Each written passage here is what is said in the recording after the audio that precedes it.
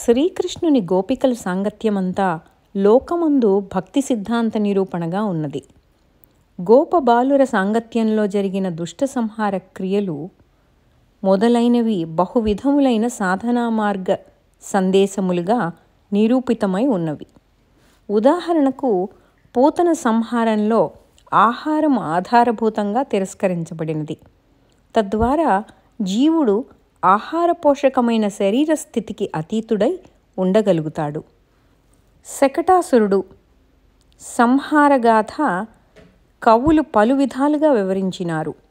ఆ అసురుని బండి చక్ర రూపంలో శ్రీకృష్ణుని చంపడానికై వచ్చినప్పుడు ఆయన దానిపై ఎగిరి కూర్చున్నాడు. వెంటనే ఆ చక్రము శ్రీకృష్ణుని కింద పడవేసి చంపే ఉద్దేశంతో ఆకాశంలో చాలా పైకు తీసుకువెళ్ళింది. కానీ అతడు దానికి గట్టిగా అంటుకొనిపోయి వాని ప్రయత్నములు వమ్ము చేసినాడు. అంతేకాక అక్కడికక్కడే ఆయన దాని కొయ్య ఆకులను త్రుంచివేసినాడు. దానితో అసురుని దేహభాగములు విరిగిపోయి నేలకూలినాడు. సంగ్రహంగా చెప్పవలనంటే ఆయన దానిని ఒక తన్ను తన్ని అసురుని చంపివేసినాడు. దానిని ఏ విధంగా వివరించినా ఆ సంఘటనలో చిహ్నితమైన ఒక సత్యం ఉన్నది.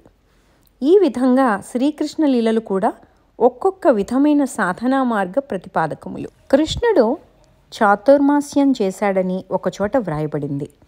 గోకులంలో 1 సంవత్సరం బాగా వర్షాలు పడి యమునా నది పొంగింది. మనుష్యులకు పశువులకు ఆపద కలగవచ్చునని స్వామిని అడిగితే వేరే చోటికి అందరినీ తాను తీసుకొని వెళ్ళినారు. ఆబాలగోపాలము కదిలి వెళ్ళారు. ఆయన అక్కడ సూర్యోదయం ముందే లేచి పశువులను లేవదీసి అలంకారం చేసేవాడు. జ్యోతిర్లింగ దర్శన సమయంలో గొల్లలను ధ్యానంలో కూర్చోపెట్టి వేణువు వాయించేవాడు. ఈ విధంగా చాతుర్మాస్యము అయ్యేసరికి గోపాలురు జ్ఞానంలో కృష్ణునితో తుల్యులు అయ్యారు. అక్కడ తపస్సు చేసుకునే బ్రాహ్మణులు వీరిని చూసి ఆశ్చర్యపోయారు. ఇదంతా ఉజ్వల నీలమణి అనే బెంగాలీ గ్రంథంలో ఒక పండితుడు వ్రాశాడు.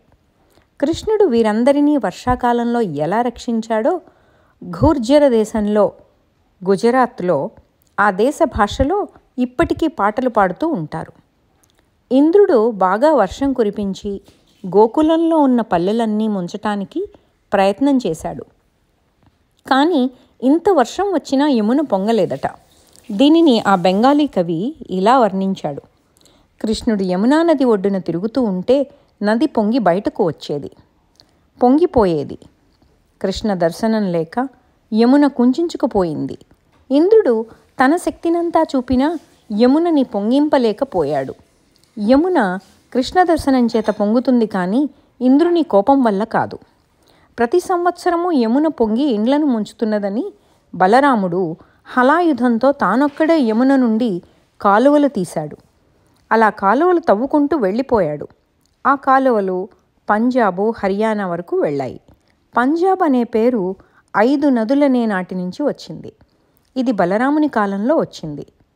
బలరాముని వృత్తాంతాలు మన గ్రంథాల్లో కన్నా బెంగాలీ, గుజరాతీ గ్రంథాల్లో ఎక్కువగా కనిపిస్తాయి. అసలు విష్ణువు అంశ బలరాముడు. దేనిని గురించి పట్టించుకునేవాడు కాడు. మహర్షులు వచ్చి కృష్ణ దర్శనం చేసి స్తోత్రం చేస్తే నిర్లిప్తుడుగా ఉండేవాడు.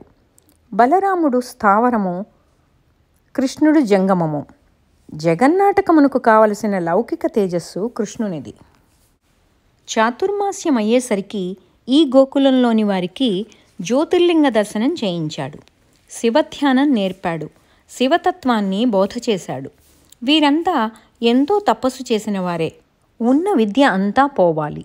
కర్కశమైన తర్కము హృదయాన్ని ఘనీభవింపచేస్తుంది, కానీ ద్రవింపచేయదు. భక్తిభావంతో, భక్తి రసంతో, ఆర్ద్రతతో, ప్రేమతో మనిషి ద్రవించాలి. తర్కము బుద్ధిని పదును పెట్టించి భగవంతుడు కనపడినా అనుమానింపచేస్తుంది. కత్తిలాంటి పదును కలిగిన మేధాశక్తికి ఖండించటమే వచ్చును. ఈ గొల్లలకు అనేక యుగాల పూర్వం దేనిని గురించి తపస్సు చేశారో దాని జ్యోతి ఇప్పుడు కనపడుతోంది అన్న భావన వారికి లోపల కలిగింది. ఆ తపఫలం ఇప్పుడు లభిస్తోందని వారికి తెలిసింది. వారి పూర్వ లక్షణం వారికి దృగ్గోచరం అయింది. అప్పుడు వేసిన విత్తనం పెరిగి వృక్షమై ఇప్పుడు ఫలిస్తున్నదని తెలుసుకున్నారు. ఈ జ్ఞానం వల్ల వారికి ఎటువంటి మార్పు వచ్చిందంటే, తరువాత కృష్ణుడు గోకులం వదిలి మధురకు వెళ్ళినప్పుడు వారేమన్నారంటే, నీవు ఏ ఉద్ధరణ కార్యక్రమం కోసం మా వద్దకు వచ్చావో అది చేశావు, మమ్మల్ని ఉద్ధరించావు, ఆత్మజ్యోతిని ప్రసాదించావు, చిత్తశాంతిని కలిగించావు. మేము ఆత్మసంతృప్తితో నిన్నే నిత్యము ధ్యానం చేసుకుంటూ ఉంటాము. ఇది వరకు నీవు వెడతావని దుఃఖపడ్డవాళ్లము.